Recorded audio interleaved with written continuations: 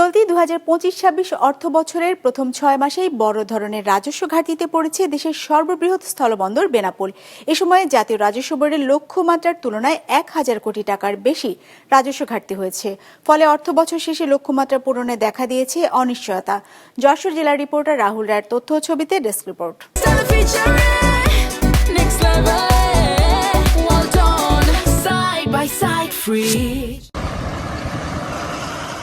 ভারতের সঙ্গে দেশের সর্বাধিক বাণিজ্য হয় যশোরের বেনাপোল বন্দর দিয়ে। কাস্টমসের হিসেবে গত অর্থবছরে যেখানে প্রতিদিন গড়ে 500টি পণ্যবাহী ট্রাক প্রবেশ করত, বর্তমানে তা কমে দাঁড়িয়েছে প্রায় 300টিতে। এর ফলে রাজস্ব আদায়ে সরাসরি পড়েছে মারাত্মক নেতিবাচক প্রভাব।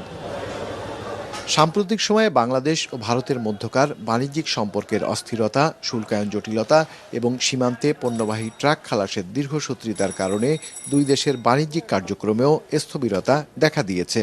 5ই আগস্টের পরে বাংলাদেশ ভারতের সম্পর্কের কিছুটা অবনতি হয়েছে।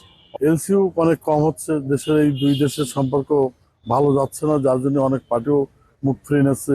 কাস্টমস ও বন্দরের অভ্যন্তরীণ অনিয়ম, জটিলতা এবং অতিরিক্ত ব্যয়ের কারণেও বিকল্প বন্দর ব্যবহারের দিকে ঝুঁকছেন অনেকে, জানান ব্যবসায়ীরা।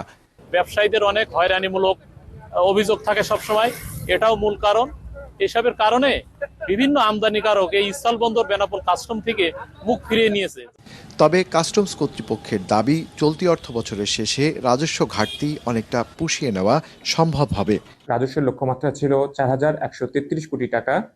তার বিপরীতে আমাদের রাজস্ব অর্জন হয়েছে 3120 কোটি টাকা।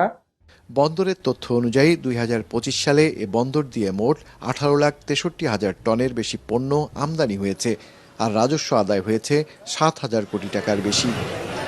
বিজনেস রিপোর্ট, মাছরাঙা টেলিভিশন।